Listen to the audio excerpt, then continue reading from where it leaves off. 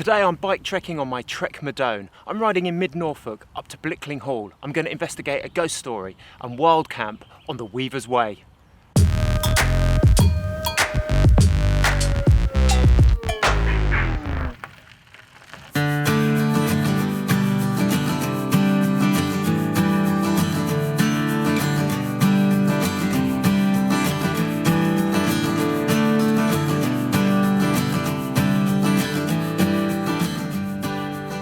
Hello again folks, and welcome back.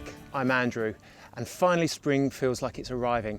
After weeks of cold, wet and very windy weather here in Norfolk, it's brightening up a little bit. In this video I'm bike packing with my Trek Madone 5.2 road bike up to Blicklinghall, a beautiful well-preserved example of a Jacobean stately home in the middle of Norfolk.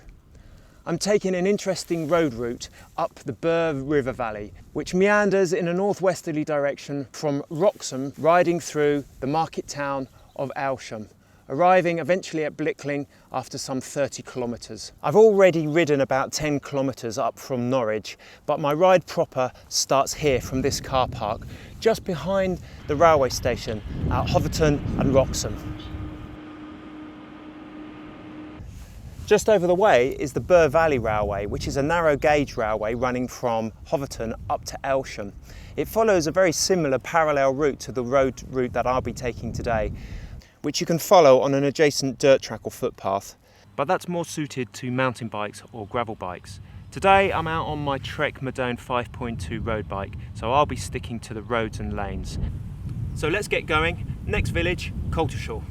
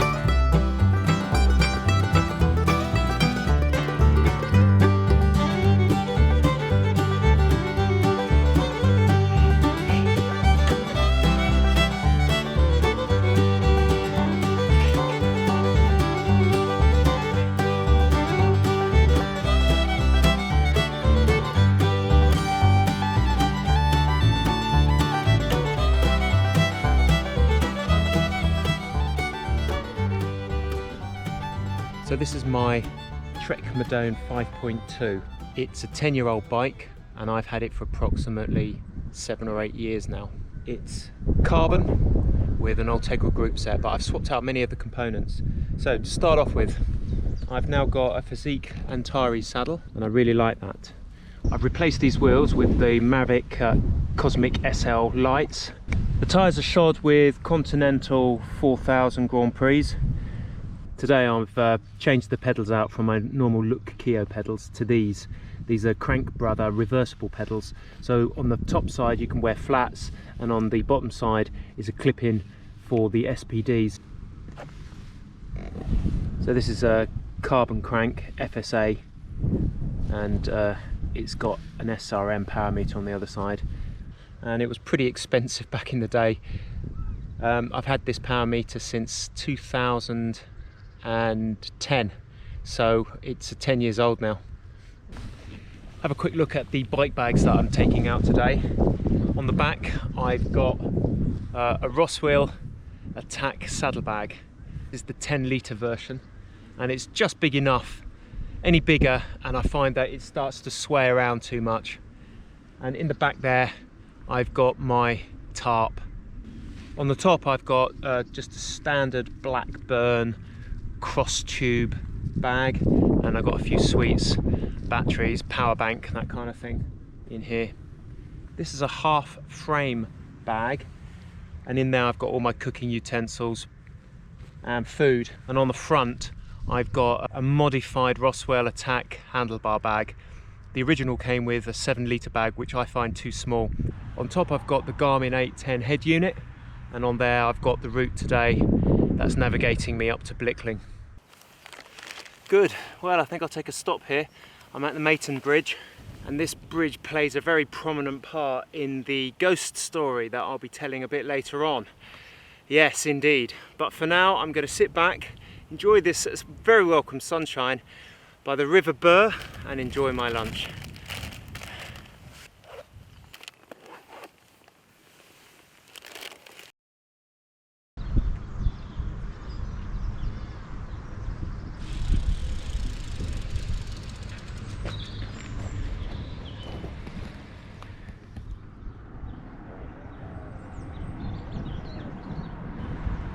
So as I said earlier on, the route that I'm taking up to Aylsham runs parallel to the Bure Valley Railway, the narrow-gauge railway, and that's just down here underneath this bridge.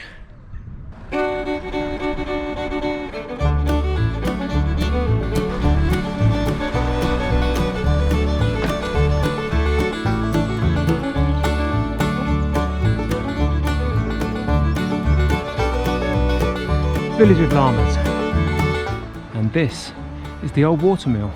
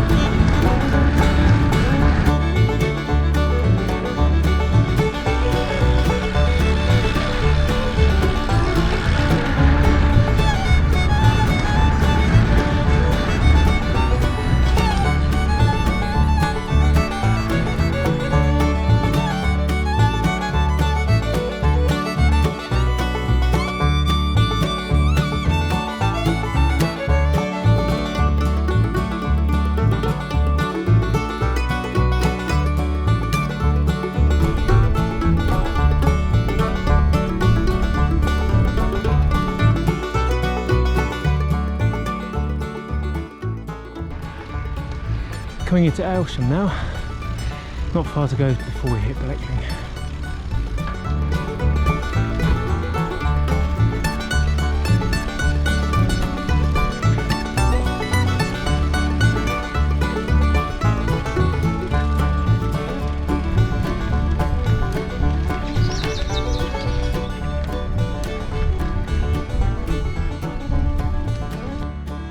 Arrived in the beautiful market town of Aylsham. Only a couple of kilometres to go to Blicklinghall, so I think I'll just stop, grab some water at this local supermarket.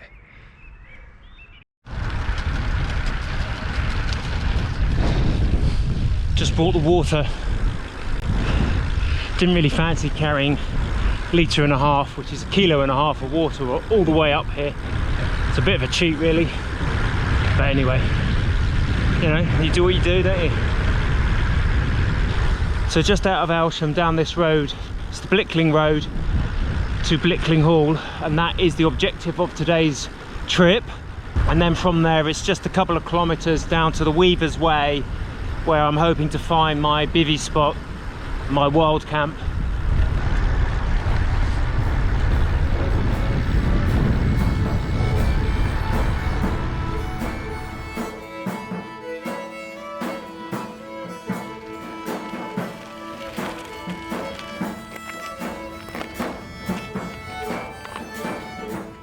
Well, here I am at Blicklinghall on the Blickling estate, and behind me is a beautiful example of a well-preserved Jacobean hall.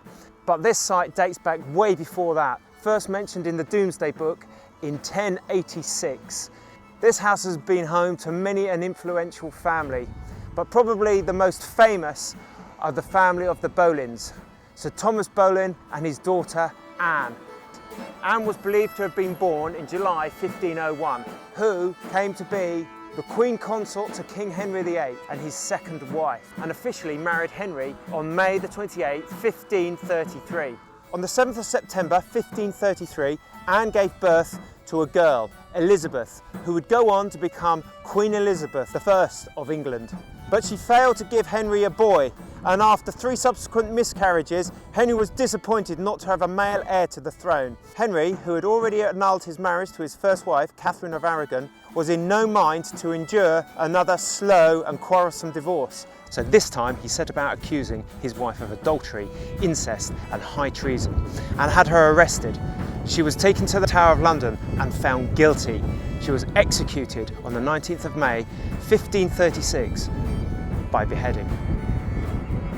Legend has it that this grand residence is home to one of history's most famous phantoms, that of Anne Boleyn. The legend states that the ghosts appear here and travel down this path towards the hall. Minutes before midnight, on the anniversary of her execution, Anne's ghost appears in a phantom carriage drawn by 4 headless horses. Dressed in white and carrying her own head on her lap, she rides up to the entrance of the hall and then transitions through. The driver of the phantom coach is none other than Anne's own father, Sir Thomas Boleyn. He died a cursed man just 3 years after his daughter. The legend states that because of his high ambition to marry off his daughter to the king and his continuous scheming, he was somehow responsible for the events leading to the execution of his daughter. For this, he pays a penance each year and will do so for 1,000 years after his death. On the anniversary of his daughter's execution, after transporting her spirit here to Blicklinghall, his headless ghost is doomed to drive a phantom coach over 12 bridges in the county of Norfolk. The coach must make it back to Blicklinghall before cockcrow. As the death black coach speeds through the night, it's chased by hundreds of noisy demons. So Thomas is said to be a truly terrible sight, his head held under his arm with flames pouring from his mouth. Luckily this is just March, so the chances of seeing the phantoms tonight I'm hoping are pretty low. But you never know with these ghost stories.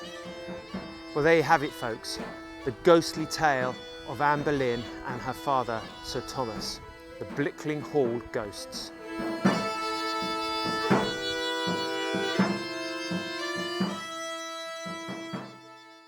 Welcome to the Leanto Shelter. It's 8 o'clock at night.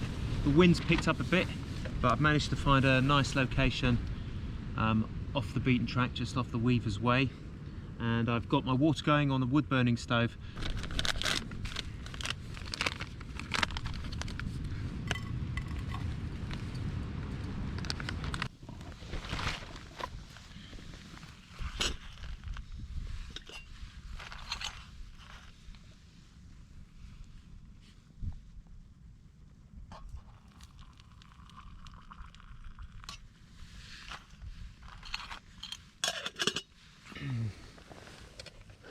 Got my bike up against the lean-to there, it's quite useful as a storage place. Try and get this mashed potato next.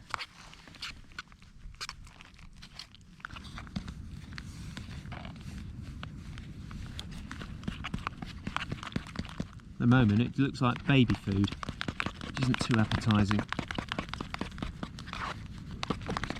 And into there I'm going to put some cheese and a little bit of salt and pepper.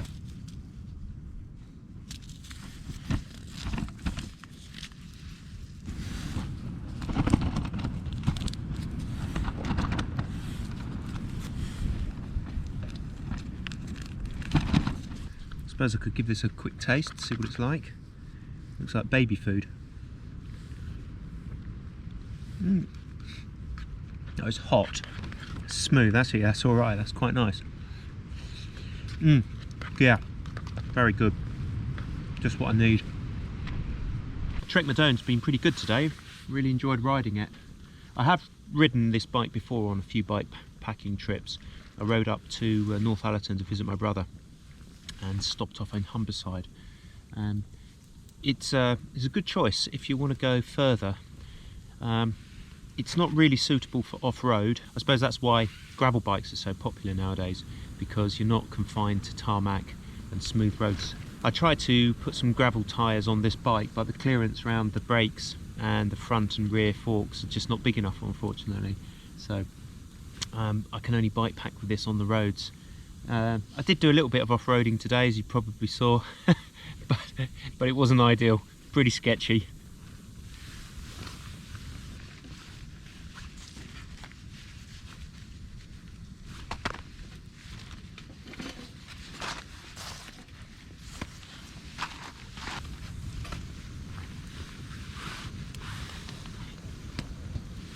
I suppose the question it poses is, what's the best bike for bike packing? Well, I don't think there is. As long as you've got a bike, you can go bike packing. Simple as that. Obviously some bikes are better at different things, so if you want to go off-road and follow footpaths, then a mountain bike or a gravel bike is probably going to be better. But if you're looking for distance, getting to A to B pretty quickly, and then maybe a road bike, converted road bike like this Trek Madone. I must say this Trek Madone is very robust. She's a strong old bird, good frame to her, and because she's an old bike, I don't really mind too much if I scratch it or just throwing it in the fields and what have you. She's served me well, and I enjoy riding it, and I'm not too precious about it.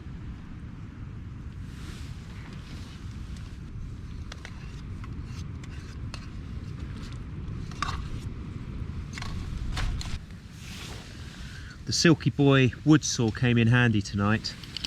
I was chopping up some of these these branches just off a big bough over here, a tree that's fallen down. So I've been chopping up bits of wood, and this made quick work of it. So I was pleased I had that with me. Now I've cut them down into pieces, manageable pieces. I can just feed the wood in.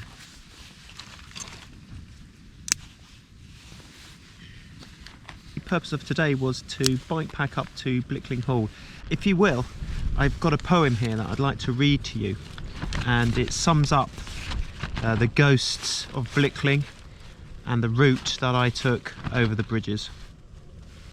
That very time, at dead of night, 4 headless horses took their flight, dragging behind them as they ran the spectre of a headless man.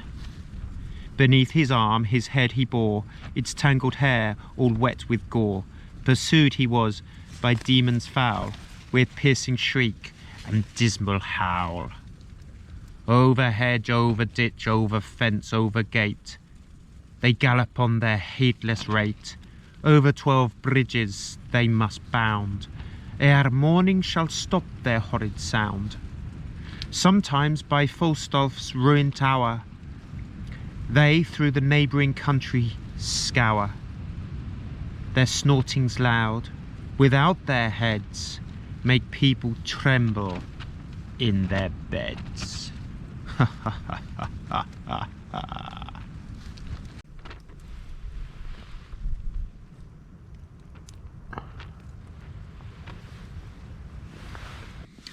Good night, folks.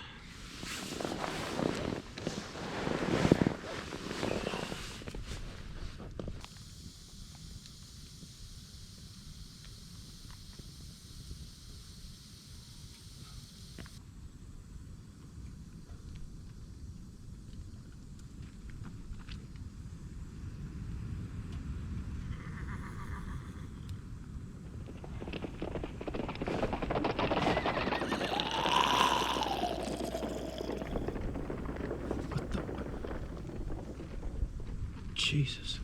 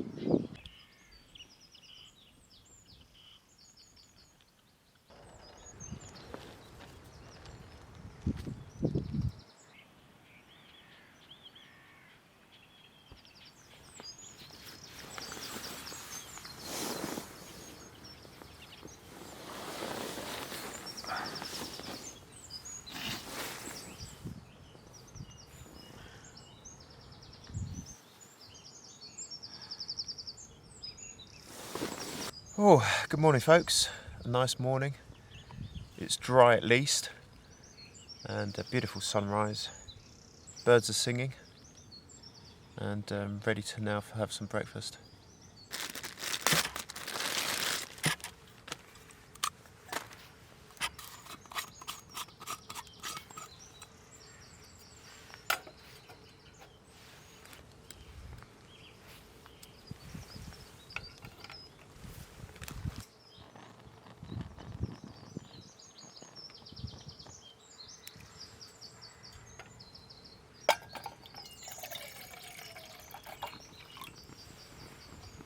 Got these quick oats this morning, just pour the water straight in.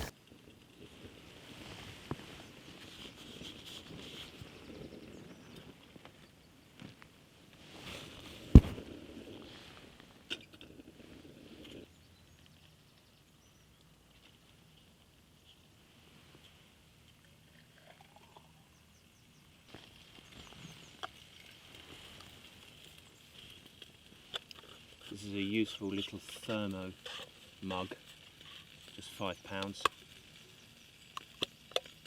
Push the button in to drink and release, and that is going to keep your coffee warm for ages.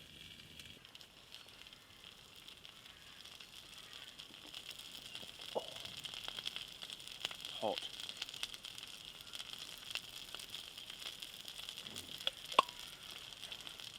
You can get these oats in different flavours, and this one's called sweet cinnamon.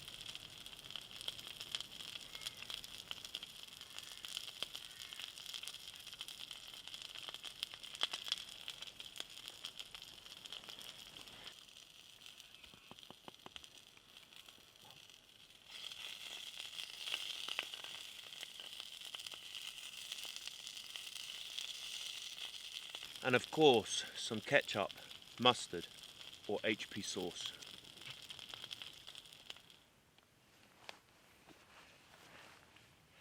Sausage sandwich.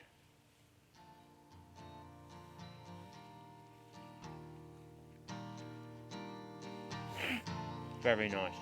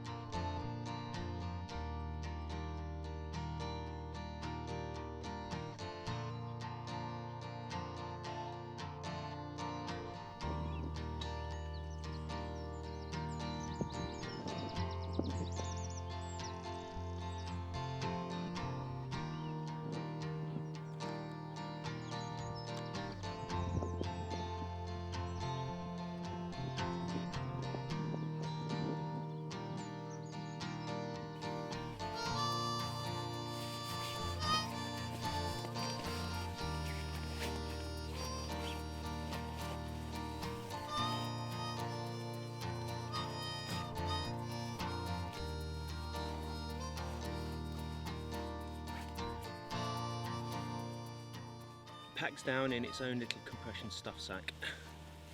Up next, it's the sleep mat, which I put inside the Gore-Tex bag. Ruler free is the make, and just over this side of the pillow is the self-inflating pump, and it's got two valves, an inlet and an outlet port, and it's also got this pillow, but it is a little bit noisy.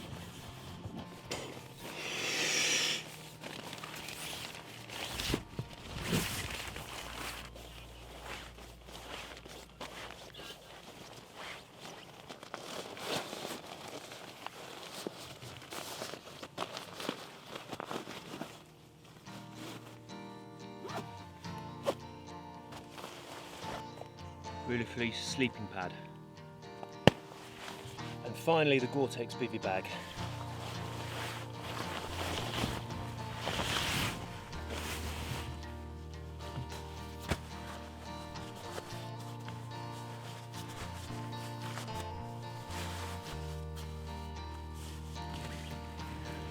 Unfortunately, this doesn't come with a stuff sack or anything, so I just keep it tight, cinch it down with a little compression strap.